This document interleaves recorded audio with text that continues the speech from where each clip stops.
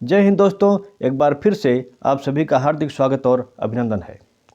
हम लोग चर्चा कर रहे थे AIBE की परीक्षा से संबंधित प्रश्नों पर। चर्चा शुरू करने से पहले एक सूचना है। जो भी अभ्यर्थी AIBE की परीक्षा में बैठ रहे हैं इस बार, उनके लिए शारदेय सर क्लासेज की ओर से एक टेस्ट सीरीज़ का आयोजन किया जा रहा है, जिसका रजिस्ट्रेशन जारी है। अगर आपको AIBE की 17वीं परीक्षा में भाग लेना है तो आपको भी इस टेस्ट सीरीज में अवश्य भागीदारी करनी चाहिए। ठीक है, रजिस्ट्रेशन के लिए 8081172247 नंबर पर व्हाट्सएप कर सकते हैं। वहाँ पे आपको डिटेल मिल जाएगा। इससे क्या होगा, टेस्ट सीरीज ज्वाइन करने से परीक्षा से पहले परीक्षा का माहौल मिलेगा, आपको अपना मूल्यांकन करने का एक अवसर प्राप्त होगा, आपके आत्मविश्वास में वृद्धि होगी। ठीक है, अपनी कमियों को सुधारने का मौका मिलेगा, क्योंकि एग्ज़ाम में सीधे बैठेंगे तो तमाम दिक्कतें आती हैं। एग्ज़ाम का प्रेशर अलग होता है, उससे क्या होता है आदमी तमाम छोटी मोटी गलतियां कर देता है। तो उस दौर से आप पहले से गुजरेंगे तो एक मजबूती सी आएगी और एग्ज़ाम में आप बेहतर कर सकेंगे। चलिए आज की चर्चा शुरू करते हैं। पहला प्रश्न है, जिसकी आयु सही 7 वर्ष है अपराध कारित करता है। ऑप्शंस हैं, दंड संहिता की धारा 82 के अधीन दोषी नहीं होगा, यदि पर्याप्त परिपक्वता का है तो दोषी होगा, दंड संहिता की धारा 82 और 83वें अंतर्गत नहीं आएगा, दंड संहिता की धारा 83 के अधीन दोषी होगा।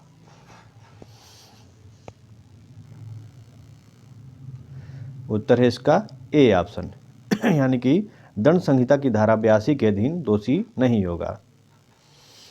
अगला प्रश्न है, अ ने BA की जाली अंकपत्र पर LLB की परीक्षा में बैठने के लिए आवेदन किया, किंतु परीक्षा आरंभ होने के पूर्व ही जाली अंकपत्र पकड़ लिया गया।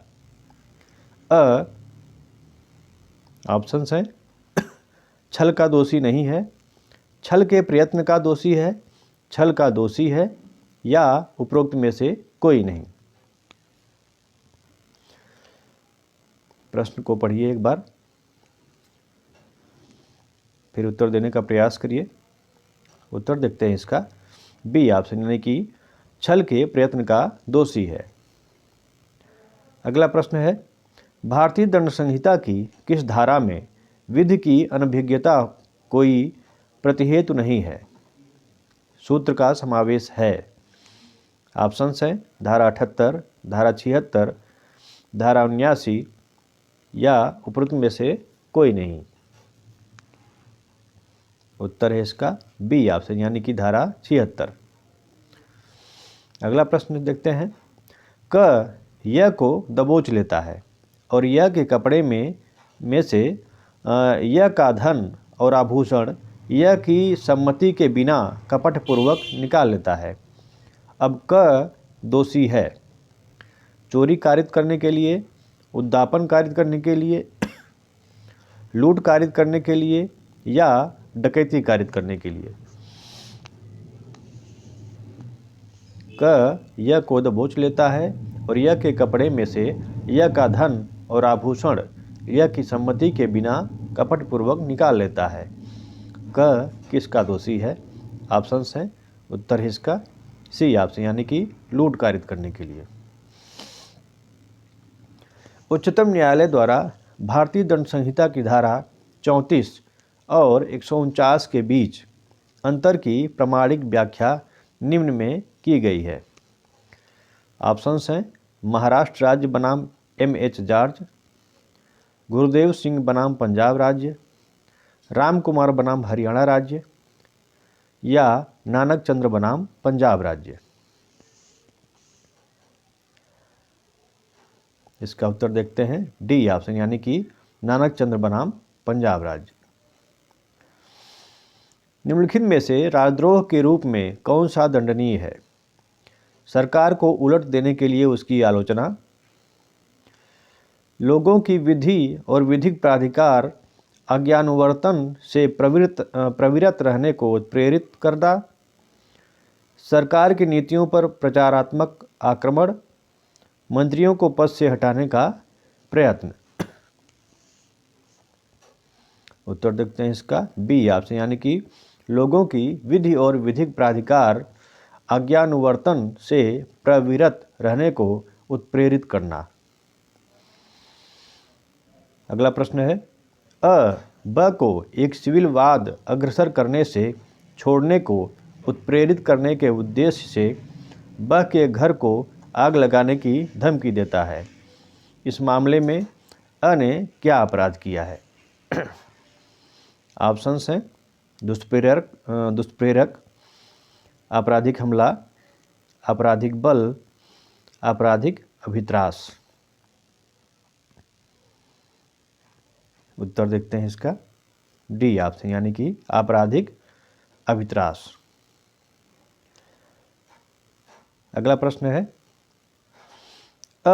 ज की हत्या के आशय से ब, जिसकी आयु 7 वर्ष से कम है, को उकसाता है कि वह ऐसा कार्य करे जिससे ज की मृत्यु हो जाएगी।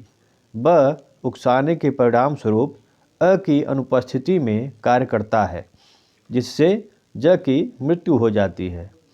अ ने क्या अपराध कारित किया है? ऑप्शंस हैं कोई अपराध नहीं, क्योंकि हत्या के समय अ वहाँ उपस्थित नहीं था। उपहति पहुँचाने का साधारण अपराध कारित किया है, हत्या के प्रयत्न का अपराध कारित किया है, या हत्या कारित की है। 4 ऑप्शंस हैं, चारों में से एक चुनना है। उत्तर देखते हैं डी ऑप्शन, यानी कि हत्या कारित की है। अ ने हत्या कारित की है। सही उत्तर बताइए। चोरी में यह आवश्यक है कि क्या? ऑप्शंस हैं आपके सामने। किसी भी प्रकार की संपत्ति लेने का बेईमानीपूर्ण आशय हो, कोई मूल्यवान प्रतिभूति लेने की बेईमानीपूर्ण आशय हो, कोई चल संपत्ति लेने का बेईमानीपूर्ण आशय हो, या केवल अचल संपत्ति लेने का बेईमानीपूर्ण आशय हो। उत्तर है इसका सी ऑप्शन, यानी कि कोई चल संपत्ति लेने का बेईमानीपूर्ण आशय हो। निम्न में से कौन हमला का दृष्टांत नहीं है? अ ब से यह कहते हुए मैं तुम्हें पीटूंगा एक छड़ी उठा लेता है। अ ब को बाद में देख लेने की धमकी देता है। अ एक महिला ब का उसकी सहमति के बिना चिकित्सा परीक्षण करता है। अ ब के घर में ईंट पत्थर फेंकता है। 4 ऑप्शंस हैं, चारों में से चुनना है कि कौन हमला का दृष्टांत नहीं है। बी ऑप्शन, यानी कि अ ब को बाद में देख लेने की धमकी देता है। निम्न में से कौन आपराधिक प्रयत्न का दृष्टांत है? ऑप्शंस हैं अ जादू टोना द्वारा ब को मार डालने का प्रयत्न करता है। अ एक स्त्री ब को एक विषैला पदार्थ गर्भपात कराने के आशय से खिलाता है, परंतु महिला गर्भवती नहीं थी। अ अपना ही छाता किसी अन्य का समझकर ले जाता है। अ कूटकृत करेंसी के नोट बनाने के लिए रंग खरीदने कोलकाता जाता है। ठीक है, 4 ऑप्शंस हैं, कौन आपराधिक प्रयत्न का दृष्टांत है? उत्तर देखते हैं इसका बी ऑप्शन, यानी कि अ एक स्त्री ब को एक विषैला पदार्थ गर्भपात कराने के आशय से खिलाता है, परंतु महिला गर्भवती नहीं थी। अ ने ब के 4 दांत तोड़ दिए। अ ने अपराध किया है। क्या अपराध किया है? ऑप्शंस हैं उपहति कारित करने के प्रयत्न का, उपहति कारित करने का, घोर उपहति कारित करने का, हत्या के प्रयास का। उत्तर है इसका सी ऑप्शन, यानी कि घोर उपहति कारित करने का। अगला प्रश्न है अ ने डाक द्वारा एक पैकेट में राजद्रोही प्रकाशन एक पत्र के साथ भेजा, जिसमें प्रेषिती से उस सामग्री को और लोगों में वितरित करने का अनुरोध किया गया। उस पैकेट को रास्ते में ही पकड़ लिया गया और पैकेट प्रेषिती तक कभी नहीं पहुंचा। ऑप्शंस हैं, अ ने राजद्रोह का अपराध कारित किया है, कोई अपराध कारित नहीं करता है, सांप्रदायिक दंगा भड़काने का दोषी है, राजद्रोह कारित करने के प्रयत्न का दोषी है। उत्तर है इसका डी ऑप्शन, यानी कि राजद्रोह कारित करने के प्रयत्न का दोषी है। अगला प्रश्न है, एक 15 वर्ष की अवयस्क लड़की अपने पिता का घर छोड़कर 10,000 रुपये साथ में लेकर ज के साथ चली गई, जो उसे विभिन्न स्थानों पर ले गया। सारा यात्रा व्यय तथा विभिन्न स्थानों पर होटल आदि में ठहरने खर्च उसी पैसे से किया गया, क्योंकि ज के पास पैसे नहीं थे। इस दौरान ज ने उसके साथ 3 बार उसकी सहमति से मैथुन किया। यहाँ ज दायित्वाधीन है। ऑप्शंस हैं, भारतीय दंड संहिता की धारा 363 के अंतर्गत, भारतीय दंड संहिता की धारा 366 के अंतर्गत, भारतीय दंड संहिता की धारा 366 क के अंतर्गत, या भारतीय दंड संहिता की धारा 376 के अंतर्गत। प्रश्न को एक बार फिर से देख लीजिए।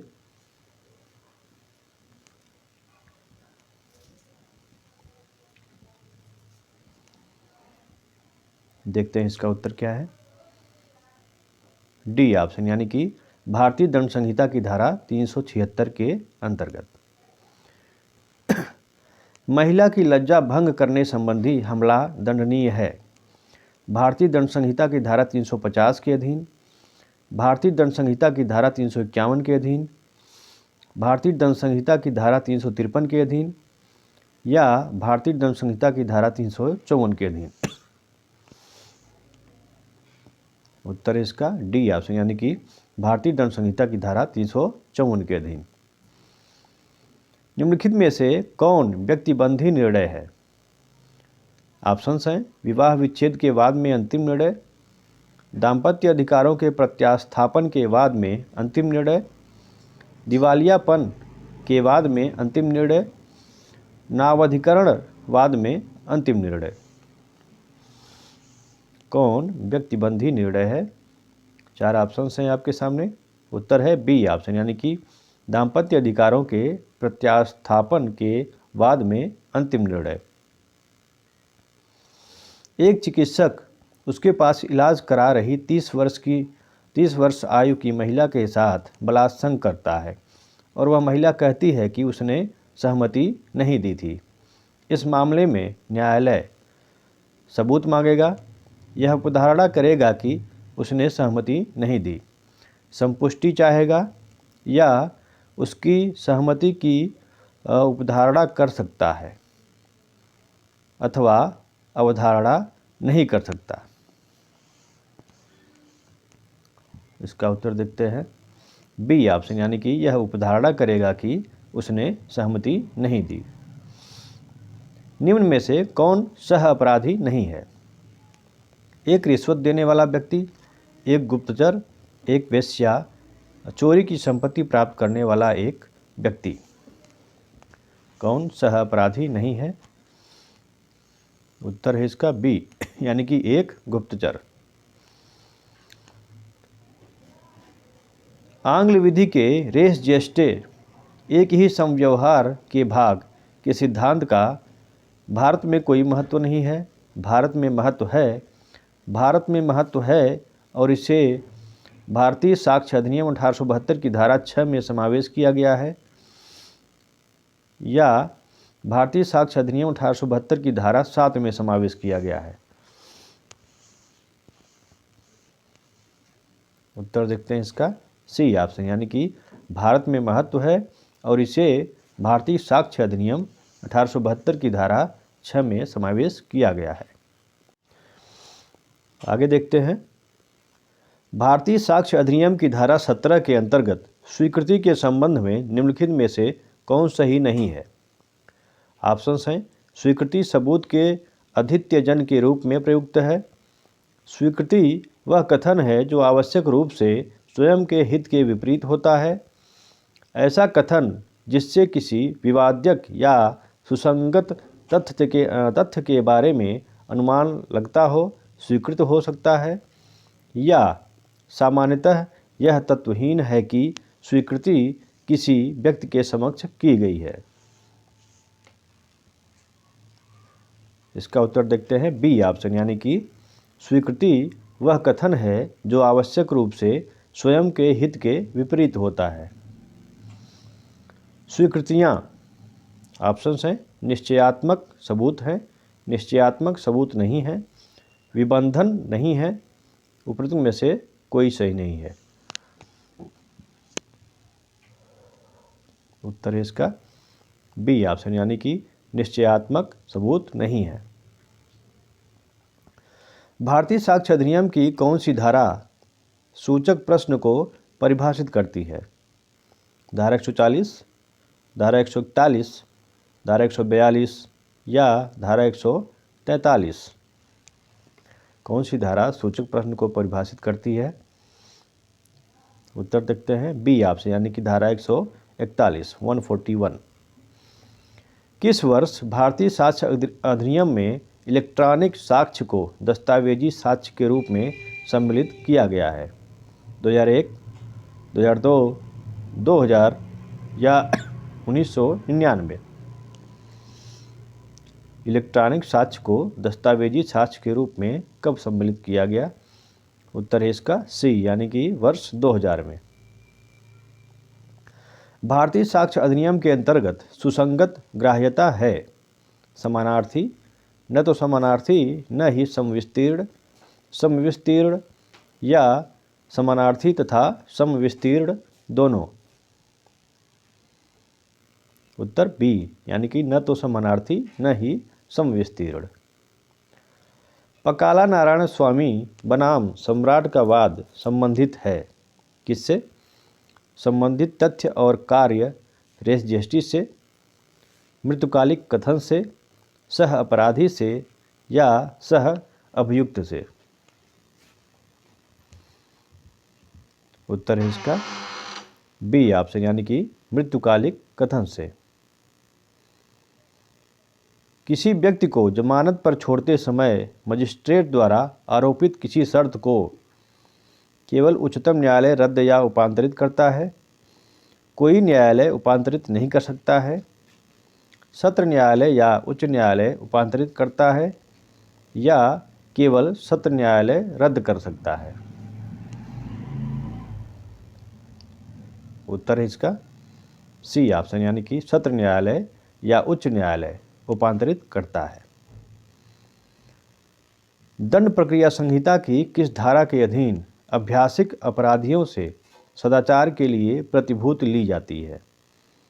धारा 109, धारा 110, धारा 111, धारा 112? दंड प्रक्रिया संहिता की किस धारा के अधीन अभ्यासिक अपराधियों से सदाचार के लिए प्रतिभूति ली जाती है? उत्तर है इसका बी ऑप्शन, यानी कि धारा 110। निम्नलिखित में से कौन वाद अग्रिम जमानत से संबंधित है? डी के गणेश बाबू बनाम पीटी मनोहरन, तामा बनाम पश्चिम बंगाल राज्य, दिनेश डालमिया बनाम सीबीआई या डिम्पल गुप्ता बनाम राजीव गुप्ता? कौन सा वाद अग्रिम जमानत से संबंधित है? उत्तर है ए ऑप्शन, यानी कि डी के गणेश बाबू बनाम पीटी मनोहरन। अ एवं उसके 4 साथियों ने ब के स्थान में चोरी करने का प्रयत्न किया और ब को उपहतिकारित की। वहाँ के अंतःवासियों ने घोर प्रतिरोध किया और इस कारण वे लोग बिना लूट का माल लिए लौट गए। वे दोषी हैं चोरी के, लूट के, डकैती के या आपराधिक दुर्विनियोग के? प्रश्न को देखिए। अ एवं उसके 4 साथियों ने ब के स्थान में चोरी करने का प्रयत्न किया और ब को उपहत्य कारित की। वहाँ के अंतःवासियों ने घोर प्रतिरोध किया और इस कारण वे लोग बिना लूट का माल लिए लौट गए। वे दोषी हैं किस चीज़ के? सी ऑप्शन, यानी कि डकैती के दोषी हैं। भारतीय दंड संहिता के किस धारा में फिरौती के लिए व्यपहरण का उपबंध है? धारा 364, धारा 362 क, धारा 363 क या धारा 364 क? किस धारा में फिरौती के लिए व्यपहरण का उपबंध है? ऑप्शंस आपके सामने हैं। उत्तर देखते हैं इसका। डी ऑप्शन, यानी कि धारा 364 क में उपबंध। ये थे कुछ प्रश्न। आगे फिर से नए प्रश्नों के साथ उपस्थित होंगे। जय हिंद।